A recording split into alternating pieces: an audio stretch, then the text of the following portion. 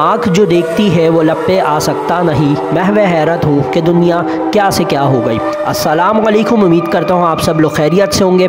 आज हम बात करेंगे कि कैसे दुनिया जो है इतनी बदल गई, कैसे दुनिया ने इतनी तरक्की कर ली। बेशक इसमें सबसे बड़ा हाथ इंजन का है, इंजन के आते ही दुनिया ने इतनी तरक्की कर ली। आज आप जिस चीज़ के अंदर देखो हमें इंजन नज़र आएगा। लाइट जाने की सूरत में बैकअप जनरेटर्स, इंजन मौजूद होता है।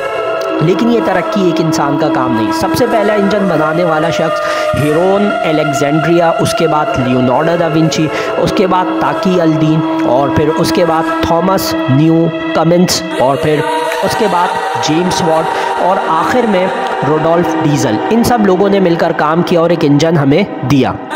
लेकिन सबसे पहला इंजन हीरोन अलेक्जेंड्रिया ने फर्स्ट डिकेड यानी 10वीं सदी के अंदर ही बना लिया था। जी हाँ, अब आप सोच रहे होंगे कि ये कैसे मुमकिन हो सकता है।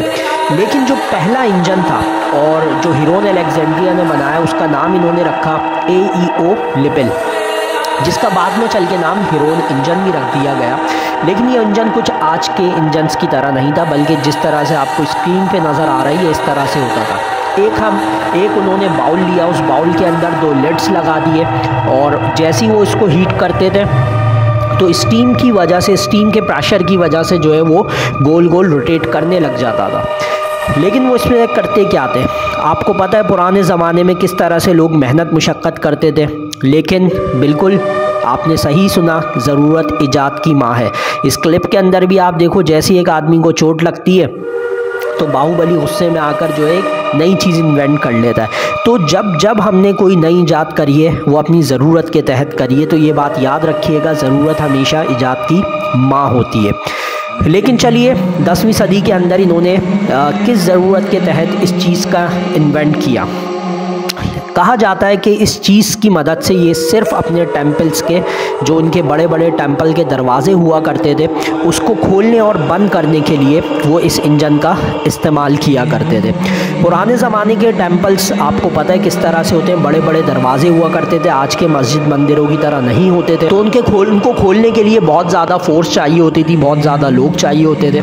तो इसलिए हीरोन ने जो है वो एक चीज़ इन्वेंट करी जिसको उन्होंने हीरोन इंजन का नाम दिया। ये जो आप डिज़ाइन देख रहे हैं, ये design basically Leonardo da Vinci का बनाया हुआ डिज़ाइन है, क्योंकि दूसरे नंबर पर लियोनार्डो दा विंची ने ये डिज़ाइन बनाया था, जिसकी मदद से फिर ताकी अल दीन ने आगे जाकर इस पर काम किया। और फिर ताकी अल दीन ने जो इंजन इन्वेंट किया था वो कुछ इस तरह से था जैसे आपको स्क्रीन पे नज़र आ रहा है। उन्होंने क्या करा, एक शाफ्ट के ऊपर कुछ पिस्टन्स अटैच कर दी और साइड में एक चक्की लगा दी। जैसे ही उस चक्की को घुमाते थे और पिस्टन्स जो है वो ऊपर नीचे हुआ करते थे। ये ताकी अल दीन का इंजन था। लेकिन इसके बाद जो सबसे बड़ी इन्वेंशन की वो थॉमस न्यू कमिंस ने करी। इसके बाद नंबर आता है हमारे पास थॉमस न्यू कमिंस का। थॉमस न्यू कमिंस ऐसे शख्स थे जिन्होंने दुनिया का पहला स्टीम इंजन बनाया। लेकिन इनके स्टीम इंजन से हम गाड़ियां नहीं चलाते थे, बल्कि इनका स्टीम इंजन जो था वो माइंस के काम के लिए इस्तेमाल होता था। इस वजह से इनको इन्वेंटर ऑफ स्टीम इंजन का दर्जा नहीं दिया गया। तो चलिए इनकी ज़िंदगी पर एक नज़र डालते हैं। थॉमस न्यू कमिंस जो है डार्ट माउथ डिवॉन, इंग्लैंड का एक शहर, इंग्लैंड का एक इलाका है, वहाँ पर फरवरी 1664 को पैदा हुए। इनके फादर जो थे वो शिप ऑनर थे, और इनकी मदर जो थी उनका बचपन में इंतकाल हो गया था। उसके बाद इनके फादर ने एक माइन ख़रीद ली थी और माइंस के अंदर वर्कर से काम लिया करते थे। तो इनके घर पर एक दिन काफ़ी सारे वर्कर्स जमा हुए और प्रॉब्लम्स डिस्कस कर रहे थे, जिसमें मेजर प्रॉब्लम ये थी कि बारिश के दिनों में या माइंस के अंदर गलत दीवार टूटने की वजह से माइंस में पानी भर जाया करता था, जिस वजह से काम कई महीनों तक रुका रहता था। तो इस वजह से थॉमस न्यू कमिंस ने सोचा कि यार मैं कुछ ऐसा बनाता हूँ जिस वजह से काम ज़्यादा डिस्टर्ब ना हो। और फिर उन्होंने इस स्टीम इंजन के ऊपर काम शुरू कर दिया और 1712 को कैसल स्टेफोर्डशायर के सामने एक कोल माइन थी, वहाँ पर इस स्टीम इंजन को प्लेस कर दिया गया। इनका स्टीम इंजन जो है कुछ इस तरह से काम किया करता था कि सबसे नीचे जो है फर्नेंस होता था जहाँ पर आग को जलाया जाता था, उसके ऊपर बॉयलर होता था जहाँ पर पानी को रखा जाता था। तो आग जब पानी को गर्म करती थी तो पानी जो है वो स्टीम के अंदर कन्वर्ट हो जाता था। स्टीम है वो प्रेशर से जो है पिस्टन को ऊपर की तरफ ले जाया करती थी और फिर सिलेंडर के अंदर एक वैक्यूम क्रिएट करके बची हुई स्टीम को निकाला जाता था, जिस वजह से पिस्टन जो है एक्सटर्नल प्रेशर की वजह से बहुत फास्टली नीचे आया करता था। तो अब आप ये सोच रहे होंगे कि यार इतनी सारी भाप हम कहाँ से लेकर आएंगे, उसके लिए तो बहुत सारा पानी चाहिए। तो आपको हम बताते चलें कि 1 लीटर पानी जो होता है वो तकरीबन 1700 लीटर्स वेपर्स के अंदर कन्वर्ट हो जाता है। तो ये इस तरह से थॉमस न्यू कमिंस ने दुनिया को पहला स्टीम इंजन दिया, और जो इन्होंने पहला इंजन बनाया था उसके जो सिलेंडर का डायमीटर था वो 21 इंच के करीब था और 8 फुट लंबा सिलेंडर था, जो कि 12 स्ट्रोक्स जो है वो 9 मिनट्स के अंदर कंप्लीट करता था और 156 की डेप्थ के अंदर से 10 गैलन वाटर जो है वो पानी को बाहर निकाल कर फेंका करता था माइंस के अंदर। और 5 अगस्त 1729 को जब इनकी डेथ हुई है तो उस वक्त 100 से ज़्यादा इंजन जो है वो इंग्लैंड के अंदर वर्क कर रहे थे। तो इसके बाद नंबर आता है हमारे पास जेम्स वॉट का। जेम्स वॉट को जो है basically inventor of steam engine कहा जाता है, क्योंकि इनका ही बनाया हुआ पहला इंजन था जिसने दुनिया की पहली गाड़ी को धक्का दिया या चलाया। तो जेम्स वॉट जो थे स्कॉटलैंड के अंदर 19 जनवरी 1736 को पैदा हुए। इनके फादर भी एक साइंटिस्ट थे और इनके 8 बहन भाई थे, जिसमें ये 6ठे नंबर पर थे। स्कूल में ये यूनानी ज़बान और मैथ्स सीखा करते थे, और लेकिन 17 साल की एज के अंदर ही जो है ये अपने फादर के साथ वर्कशॉप के अंदर जाने लगे, काम करने लगे, क्योंकि बचपन से इनको मैकेनिकल वर्क सीखने का बहुत शौक था।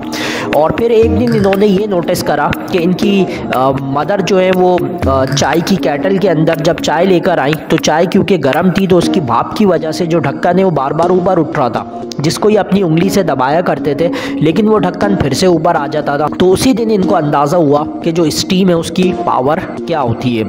फिर 1753 को इनकी वालदा का इंतकाल हो जाता है और इनका जो फादर होते हैं उनका बिजनेस बुरी तरह से ठप पड़ जाता है। इन हादसात की वजह से इनकी ज़िंदगी जो है पूरी की पूरी बदल जाती है और वो घड़ी की दुकान पर काम करना शुरू कर देते हैं। फिर उसके बाद बिल आखिर 1757 को ये एक वर्कशॉप बनाते हैं जहाँ पर ये छोटी मोटी चीज़ों को ठीक किया करते हैं, और उसी दौरान इनके पास थॉमस न्यू कमिंस का एक इंजन सही होने के लिए आता है 1763 के अंदर। तो ये बहुत ज़्यादा खुश होते हैं उस इंजन को देखकर, और फिर उस इंजन के ऊपर ये 15 साल तक लगातार अलग अलग एक्सपेरिमेंट्स करते रहते हैं और कोशिश करते हैं उसको बेहतर बनाने की, और बिल आखिर उस इंजन को ये बेहतर बनाने में कामयाब हो जाते हैं और 1776 के अंदर ये दुनिया का पहला कामयाब इंजन बना लेते हैं जो गाड़ी को चलाने की सलाहियत रखती है।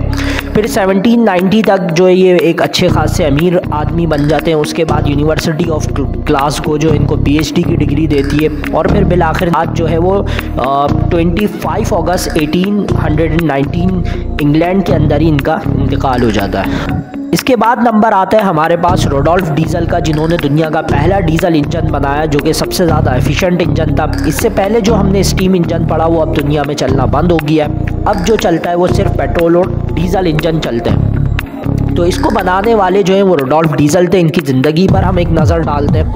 रोडोल्फ 18 मार्च 1858 को पेरिस फ्रांस के अंदर पैदा हुए, और इनके मदर और फादर जो थे वो बुक बाइंडिंग का बिजनेस किया करते थे। इनके 3 बहन भाई थे, जिसमें इनके बड़े भाई जो है वो मैकेनिकल इंजीनियर थे, बीच में जो है वो रोडोल्फ आते थे, और आखिर में इनका एक भाई क्रिश्चियन। तो इनके बड़े भाई भी मैकेनिकल इंजीनियर थे। इनके जो पेरेंट्स थे वो माइग्रेंट थे बवेरिया से, वो माइग्रेंट होकर फ्रांस के अंदर शिफ्ट हुए थे। बवेरिया जो है वो जर्मनी का एक स्टेट है। 12 साल की उम्र में जो है इन्होंने फ्रांस को भी छोड़ दिया, और क्योंकि उस दौरान जो है जर्मन फ्रांस वॉर चल रही थी और वो इंग्लैंड के अंदर चले गए। लेकिन फिर वो वापस ऑसबर्ग के अंदर वापस आए, जो कि बवेरिया का एक शहर है, और वहाँ पर अपने अंकल और आंट के साथ रहने लगे। 15 साल की उम्र में इन्होंने TUM technical university of Munich के अंदर एडमिशन लिया। यहाँ पर इन्होंने मैकेनिकल इंजीनियरिंग सीखना शुरू करी। वहाँ पर इनके एक प्रोफेसर थे जिनका नाम कार्ल पॉल गॉटफ्राइड था, जिन्हें रेफ्रिजरेटर का इन्वेंटर भी कहा जाता है, उन्होंने इनकी बहुत ज़्यादा हेल्प करी। 1884 के अंदर इन्होंने अमोनिया गैस का एक इंजन बनाने की कोशिश करी, जिसकी वजह से मरते मरते बचे क्योंकि वो इंजन फट गया था। फिर 1889 के अंदर इन्होंने एक आइस मशीन बनाई, इसका डेमो इन्होंने जब दिया तो उसके बाद इन्हें पेरिस के अंदर बुला लिया गया, फिर वहाँ पर ये काम करने लगे और फिर बिल आखिर 1892 के अंदर इन्होंने पाउडर एक कोल इंजन बनाने में कामयाब हो गए 1892 में। और फिर 1893 के अंदर जो है उसको अपने नाम के ऊपर रजिस्टर्ड करा लिया।